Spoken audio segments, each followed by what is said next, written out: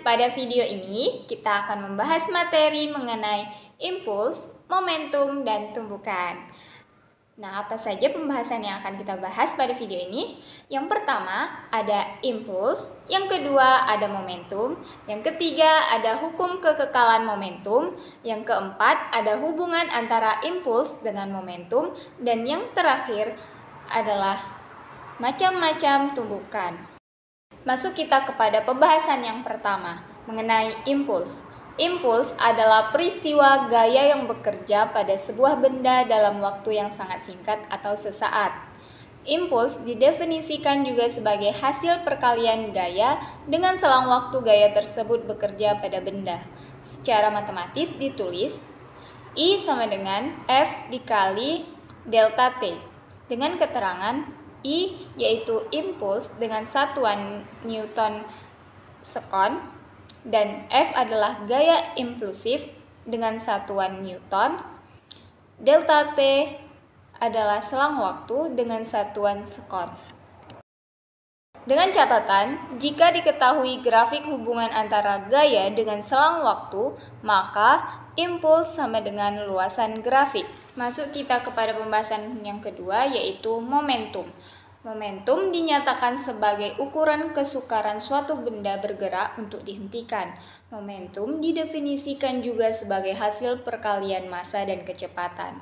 Secara matematis ditulis P sama dengan M dikali V, dengan keterangan P sama dengan momentum dengan satuan kilogram per meter per sekon, dan M adalah massa benda dengan satuan kilogram, dan V adalah kecepatan dengan satuan meter per sekon. Momentum merupakan besaran vektor yang berarti ia memiliki arah.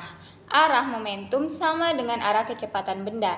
Jadi, penjumlahan antara dua besaran momentum mengikuti operasional vektor.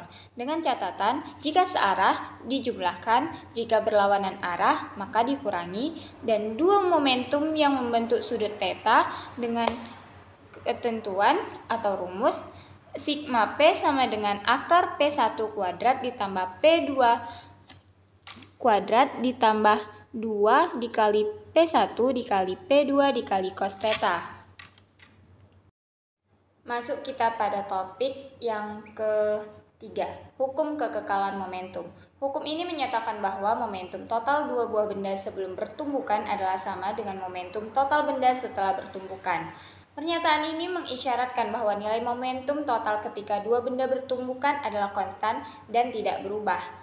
M1 dikali V1 ditambah M2 dikali V2 sama dengan M1 V1 aksen ditambah M2 V2 aksen.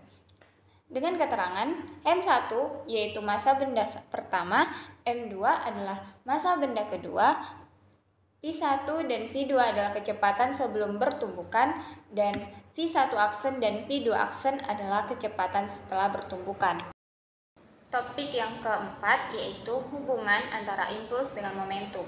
Teorema ini menyatakan bahwa impuls yang diberikan pada suatu benda sama dengan perubahan momentum benda tersebut. Secara matematis, hubungan ini dapat dinyatakan sebagai I sama dengan delta T sama dengan P akhir dikurang P awal, atau sigma P awal sama dengan sigma P akhir, atau M1 V1 ditambah M2 V2 awal sama dengan M1 V1 ditambah M2 V2 akhir, dengan keterangan delta P yaitu perubahan momentum dengan satuan kilogram meter per sekon, P akhir yaitu momentum setelah gaya bekerja dengan satuan kilogram meter per sekon, dan P awal yaitu momentum sebelum gaya bekerja dengan satuan kilogram meter per sekon. Masuk kita kepada pembahasan yang terakhir yaitu macam-macam tumbukan. Yang pertama ada tumbukan lenting sempurna, dengan tidak ada energi yang hilang selama tumbukan dan jumlah energi kinetik kedua benda sebelum dan sesudah tumbukan yaitu sama. Berlaku kekekalan energi kinetis yaitu EK1 ditambah EK2 sama dengan EK1 aksen ditambah EK2 aksen. Berlaku hukum kekekalan momentum M1 V1 ditambah M2 V2 sama dengan M1 V1 aksen ditambah M2 V2 aksen, dengan koefisien restitusi E sama dengan 1. Yang kedua, ada tumpukan lenting sebagian. Beberapa energi kinetik akan diubah menjadi energi bentuk lain seperti panas, bunyi, dan sebagainya. Tidak berlaku kekekalan energi kinetis. Berlaku hukum kekekalan momentum. Koefisien restitusi yaitu E lebih besar dari 0 dan E lebih kecil dari 1. Dengan contoh, bola dipantulkan ke lantai. Macam yang ketiga, tidak lenting sama sekali. Setelah tumpukan keduanya menyatu atau bergerak bersama, berlaku hukum kekekalan momentum. Tidak berlaku kekekalan energi kinetis dengan koefisien restitusi E sama dengan 10.